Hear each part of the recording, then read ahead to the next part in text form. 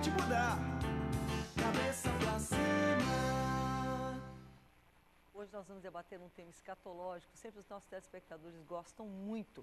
Os conflitos na Rússia e o cumprimento das profecias bíblicas. Alguém poderia pensar, o X da questão não está no Oriente Médio? É verdade, mas há uma relação muito grande e há momentos em que parece que não há relação alguma e, de repente, coisas começam a acontecer e nós vemos realmente um cenário sendo montado. E hoje nós vamos ver, de acordo, inclusive, com profecias de Ezequiel, por exemplo, 38, 39, o que a Rússia, por exemplo, tem a ver com essa história. Nós vamos ao informativo e voltamos com o debate.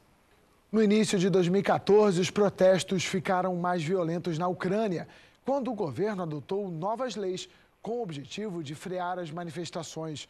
Os conflitos deixaram quase 100 mortos e centenas de feridos. Os choques entre manifestantes e a polícia se tornaram constantes, principalmente em Kiev.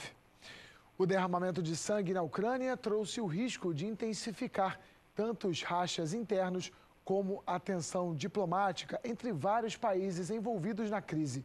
Dentro do país, mesmo que os protestos sejam mais complexos que uma simples divisão entre o leste e o oeste, a violência pode facilmente puxar os cidadãos para os extremos da questão. Internacionalmente, está sendo aberto um abismo entre a Rússia e as potências do Ocidente, com possíveis amplas repercussões. Pode ainda não estar inteiramente claro quem é o responsável por inflamar a situação desta vez, mas as relações dos principais poderes, leste e oeste, representam uma divergência gritante. Conosco hoje para debater Francisco Neri, que é pastor, professor universitário e coordenador do Departamento de Ensino da Ordem dos Ministros Evangélicos. Francisco Neri, bem-vindo, pastor. Pastor Francisco. Engraçado que, às vezes, eu quero lhe chamar de Neri, mas é pastor Francisco, é como eles chamam, não é verdade? Tudo bem, os meus alunos chamam de Neri também, né? Também, então pronto. Também. E eu me sinto muito honrado de estar aqui novamente no programa para compartilhar esse debate tão espiritual e maravilhoso. Está empolgado, né? O tema Com que certeza. você gosta. Ainda mais do lado desses debatedores, que na verdade são grandes professores, né, pensadores, isso me deixa muito feliz também. Com certeza. É bom ter de volta também Nilson Carneiro, que além de seminarista, é professor de História e Ensino Religioso. Nilson, bem-vindo, muito bom tê-lo aqui. Eu agradeço, graças e paz a todos, é uma alegria muito grande estar de volta a esse programa que tem contribuído muito para o crescimento do povo de Deus e creio que hoje também será uma bênção poder esclarecer um pouco mais sobre esse assunto. Acredito que, através daquilo que vai ser colocado aqui, muitas pessoas vão ter o seu coração talvez mais sensibilizado para se atentar com relação à volta de Cristo através desses sinais que Deus tem falado. É bom até que a gente diga que a gente orou por isso. Não é apenas uma questão de ter o conhecimento bíblico escatológico, mas a gente despertar para o desdobramento prático que isso precisa ter para a nossa vida. A nossa vida no sentido de nós estarmos preparados, independente do que possa vir a acontecer, e também a nossa vida no sentido de nós não simplesmente guardarmos esse tesouro para nós mesmos, mas estarmos cuidando de outros que não estão preparados, alcançando, compartilhando com eles a mensagem de Cristo.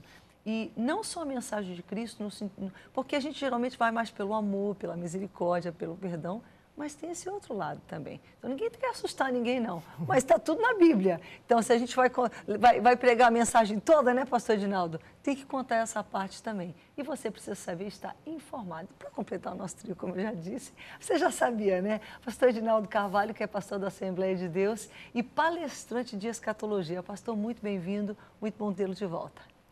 Eu agradeço, querida Rebeca. Glorinha, um beijinho, ore por nós. É verdade. Ore por nós, pelo programa, pelo telespectador, que certamente está ligado nas boas novas, aguardando, naturalmente, uma comunicação de Deus para as nossas vidas, para o entendimento, pastora Rebeca, desse contexto que envolve a nossa geração. E que é relevante, inclusive, para a nossa vida espiritual, como estava falando, né, pastor? Não apenas em termos do conhecimento do assunto, mas da relevância para um despertamento pessoal mesmo. Eu creio que isso também seja importante. Não tenho dúvida. A profecia não para. A profecia, ela é sequencial. E esse tema sobre a questão da Rússia, na verdade, foi profetizado no Gênesis e está se desdobrando agora. Não é? E terá desdobramento futuro, imediato e um pouco mais distante. É interessante que Pedro, muitas pessoas, aliás, têm dito, e Pedro também disse, olha, cuidado, porque muitas falam, a volta de Jesus ficam falando, mas demora, isso não vai acontecer não, porque certas coisas, às vezes, vão para um lado que parece não indicar, e de repente elas dão uma volta diante dos nossos olhos, que a gente fica até assustado.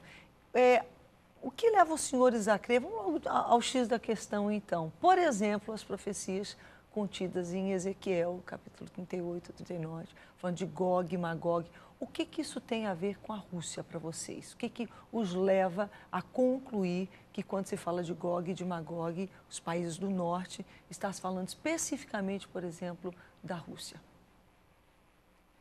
Então, eu acho que antes de entrar diretamente na profecia bíblica, é bom fazer uma contextualização do que está ocorrendo realmente na Rússia, o que está por detrás, né, como pano de fundo desse conflito. A questão da Ucrânia ser anexada novamente à Rússia é interessante para quem que está nos assistindo. É o que parece que está caminhando, né? Começaram ali isso. com a Crimeia e parece que agora já estão tentando pegar um outro pedaço. Isso. A questão toda é que a Ucrânia já pertenceu à União Soviética. E há muito interesse econômico também por causa de gás, certamente. Enfim, combustíveis. E o que você vê hoje, na verdade, é que a parte da Crimeia é uma região onde que a maior parte das pessoas ali, elas são de origem eslava russa. Então, o que elas querem, na verdade, é retornar a pertencer à Rússia. E aí você tem a questão do restante da Ucrânia não concordando e toda essa questão também da União Europeia, dos Estados Unidos, serem contrários a essa política russa de querer afirmar, de colocar exército na região. Agora, é muito interessante também pensar no porquê desse conflito. Por que o presidente Vladimir Putin está colocando, né, a economia, né, russa em jogo, a questão de todas as sanções já estão de sanções, sendo, retaliações. exatamente. Acredito que tem muito mais a ver com uma política ideológica do que apenas uma questão de política econômica. Uma ideologia que está por detrás de uma ressurreição do Império Russo, de algo que praticamente, né, depois da União Soviética, os russos entraram dentro de um colapso, de uma questão mesmo de pensar no porquê não ter dado certo a União Soviética, e hoje você está criando um palco, um contexto totalmente favorável, né, a alguém como por detrás do presidente, um mentor ali de colocar um projeto de expansão do pan-eslavismo, de uma expansão ideológica, de reafirmação de uma identidade russa imperialista. Eu creio que o pastor Francisco sabe bem sobre isso. Num tempo que a gente pensou que já não haveria mais esse tipo de coisa, né? De um país simplesmente chegar, pera lá, eu vou tomar conta aqui, boto meus exércitos, a gente, pá, que negócio é esse? Aproveitando justamente essa colocação do professor Nilson, e o pastor Edinaldo vai fazer o aporte escatológico, ele colocou um aspecto muito importante, né? Porque um dos pensadores, ele é considerado mentor até do Putin, que é o Alexander Dugin. Ele é um pensador, um filósofo, ele é filho de um oficial da KGB. Vivo ainda? Sim. Ah, tá. Vivo e bem vivo. E o próprio Putin, oficial da KGB, ele mesmo fez questão de dizer que não existe esse KGB, no sentido de que foi uma resposta que ele deu, né, no sentido de deixar claro algumas situações. Esse filósofo, na internet, você pode pesquisar em alguns sites, como Mídia Sem Máscara, por exemplo, e alguns textos, ele trabalha com essa questão de uma ressurreição do Império Russo, mas a partir de um pensamento filosófico bem profundo. Ele escreveu a Quarta Teoria Política, ele escreveu... Já não mais necessariamente o comunismo, ou sim? Não, ele contesta o comunismo, o fascismo e o liberalismo econômico, no caso, o liberalismo, o fascismo e o comunismo, e propõe uma quarta teoria, se baseia em Heidegger também, e ele é um dos expoentes do pensamento eurasiano, ou seja, é um pensamento que vai trabalhar a questão de novos reinos, tendo como inimigo o Ocidente. Inclusive, um dos debates assim, mais aprofundados é do professor Olavo de Carvalho com esse pensador russo. Como é o nome do site que você mencionou agora há pouco? Mídia Sem Máscara. Mídia Sem Máscara. Exatamente. Mas tem outros que você pode pesquisar. E o debate do professor Olavo de Carvalho com Alexandre Dugin, né? Dugin, ele vai deixar claro esses pontos. Porque o professor Olavo de Carvalho, aí já falando sobre globalismo, né? Foi até um dos temas que nós já discutimos aqui, ele faz uma diferenciação teórica do Dugin, que ele se opõe a tudo que é ocidental, aos Estados Unidos, de uma forma assim muito frontal. O professor Olavo de Carvalho já faz uma diferenciação teórica, diz que existe os Estados Unidos conservador e o grupo internacional, que é o Clube de Bilderberg, Comissão Trilateral, Jorge Soros, que esse sim, essa elite globalista que seria responsável por esse plano de implementação.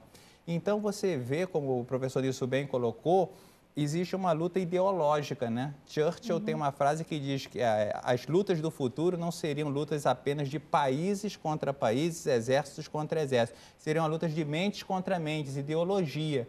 Então, o pensamento eurasiano vai trabalhar muito essa questão. Dentro da filosofia dele, tem até um artigo que se chama Euroasianismo e Pós-Modernidade, que ele vai... E a Eurásia, gente, basicamente é a Rússia, porque ela fica ali na confluência da Ásia com a Europa. Isso, exatamente. Na forma de reinos, novos reinos, entendeu? Seria ele também é um místico. Cara, também. eu estou impressionado, porque eu considero assim que eu leio, procuro me manter informada, e eu não tinha ouvido falar ainda desse novo pensamento. Né, ele denomina esse pensamento de nacional-bolchevarismo. Nacional-bolchevismo, né? Que ele vai falar da nova direita, isso que ele está colocando é importante, porque em pouco tempo não dá para a gente aprofundar muito essa questão. Mas eu acho que a forma que vocês colocaram para o fim, para a linha desse programa, e de repente a gente até pode voltar mais na frente com um tema mais específico, embora que seja um tema assim um pouco... Mas é um tema muito interessante, pelo menos eu considero, porque é algo que mostra a tendência, mas a gente vê um cenário que a gente pode chamar de maluco, pastor. O comunismo, eu não vou dizer que ele está saindo de cena, não, ainda não tem essa fé toda, não estou... Você está entendendo? Mas a gente vê uma nova... Um novo ingrediente aqui sendo colocado. Como é que o senhor vê tudo isso? Mas eu vou pedir para o senhor comentar isso daqui um minutinho, quando a gente voltar do break. Você vai poder descontar. A gente volta já. Cabeça pra cima.